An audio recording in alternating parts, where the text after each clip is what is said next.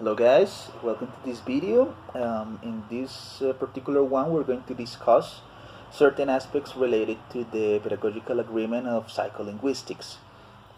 I want to mention, just as I said in the previous video, that this is going to be let's say a preliminary one, an agreement that we can reach, and that in case of being necessary, if the circumstances changes because of the presentiality resume, or in case that virtuality extends a little bit more, well, it may be adjusted somehow. Nevertheless, I think that I propose something that is flexible enough so that the percentages can stay the same way,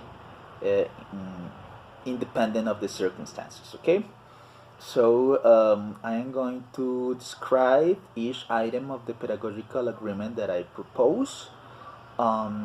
Once I have your official lists, so I am going to send a survey in which you can select the option that you consider that is best, and you can get to vote for it, right?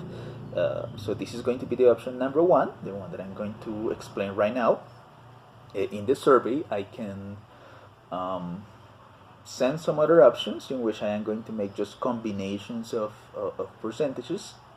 And I'm going to put an additional option in which you can propose something yourselves in case like any of the other options are not suitable for you, or you can think of a better thing. Okay, so I guess that most of you have already taken subjects with me before, so you more or less know my methodology. But if you haven't, well, you can just ask your classmates and have an idea, okay? So first of all, we're going to talk about classwork. I propose that classwork is 30%. Normally, classwork is everything we do in class. Let's say the worksheets, the presentations, participations, group and individual work, expositions, let's say sometimes you do oral or written things. Well, all of that is going to be included over here. Now, in the virtual modality, is going to be more or less the same. Every week we're going to have 2 or 3 assignments depending on the topics that you're supposed to reply on over there. And eventually we will have forums. We can have presentations done by means of audios or by means of videos or things like that. That will be the equivalent of the presentations, the other ones that we normally have in the classroom. So everything that we do in class is going to be located there, right? For now, let's say the first 2 weeks, I guess, most of the activities will be individual, based on our connectivity. But if I am able to identify that you have the possibility to talk to each other, to, let's say, meet each other virtually, well, we can think about group work, and that will be just fine. Okay, so that will be the class work, the first item, that will be 30%. Then I propose 2 quizzes, one on the week 8 or 9, and the other on the week 15 or 16. Yes, meaning the middle of the semester and the end of the semester. I propose that each one of those is 15%. So quiz number 1, 15%, and quiz number 2, 15% as well. You already know the methodology. I think that this virtual modality is not going to change very much. In the past, you were able to do this using the internet, to solve your quizzes, using your notes, the presentations that I sent. I mean, you can use every single resource. If you want to use WhatsApp, that's it. So that is what happened in the past, and right now it's going to be exactly the same. Yes, now that you're at home or whatever you are taking this lesson, so you're going to be able to use these resources, right? So the only, let's say, limitation or condition is that it must be original production, and that it must be individual. Quizzes are not normally used, carried out in teams or in groups or couples. Okay, so those will be like the quizzes and take into account that they are accumulative, so meaning that the quiz number 1 will cover the contents from right now until the week that is immediately previous to the quiz, and the final quiz will cover all of the topics, right?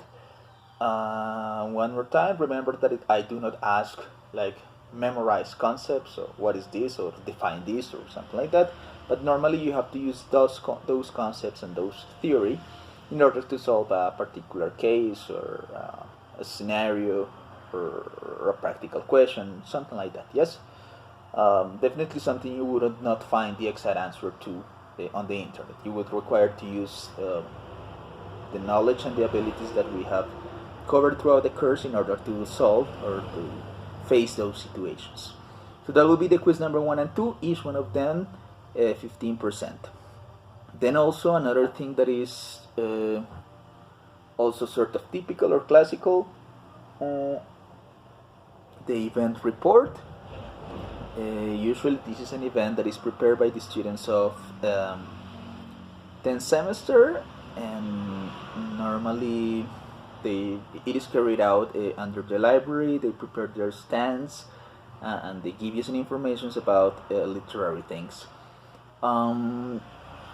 If that is the case, if everything goes well and we are able to be there at that time, so we will just do it the same way. I'm going to give you a previous questionnaire related to psycholinguistics, right? Like, let's say that everything will be related to your subject that you have to answer based on the presentation of the students over there. Now imagine that we continue exactly in the same modality until the end of the semester, and we won't be able to do anything physical. Do not worry, I have already thought about that. And the students of 10th semester are going to do something, let's say, more related to virtuality, or they're going to record a video, or they're going to do a live presentation. Well, we will look at the options, but they're already covered in advance, okay? So you still can do this event report even if you do it presentially or you do it virtually. And then finally, we have this final project. Well, sorry, the event report was 10% in case I didn't mention that.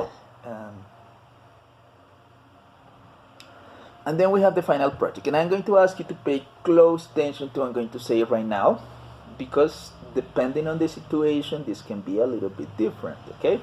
So what is a regular final project in psycholinguistics with me? So if we have the presentiality, basically what I'm going to do is to assign to a group of students. You decide your groups, you select your groups of maximum 4 or 5 people. That will depend on the final quantity of people that we have on the course, but right now it's 4 or 5. And I'm going to assign you a particular age period. Okay, we're going to let's say discuss about different stages of language learning, and how infants are able to develop their language skills and language acquisition throughout a certain period. Yes, a period going from months. Okay. So normally what I do is that I assign you a period, for example, from 0 to 6 months, or from 6 months to 12 months, from 12 months to 18 months, or something like that. And you're required to observe an infant and record a video and record some audios of him or her paying specific attention and analyzing certain aspects that are really important for language acquisition and language development. So normally what students do is that they get to observe a little brother or a little nephew or a little cousin or any of those, or if they have daughters or sons, well, that's it.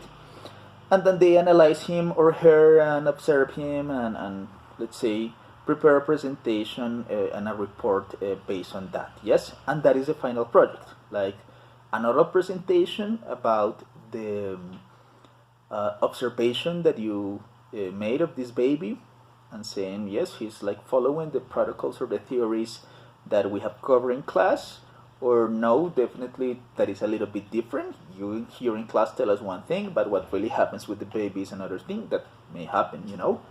And that's it. And you do it in that way, yes, and you just basically present some evidence, present the videos, discuss them, etc. Right? So that is what happens under normal circumstances, right? Now let's imagine one more time that we won't be able to do that. Yes, that we have to stay at home, and not everybody has a baby at home, and it's going to be a little bit difficult, you know, just to get one, right? So don't worry, we have alternatives for that. There are some videos that I can send you from let's say studies that have been made and that are available online, and basically you will be observing another infant, right? Let's say one artificial one, or one that was used for a different study.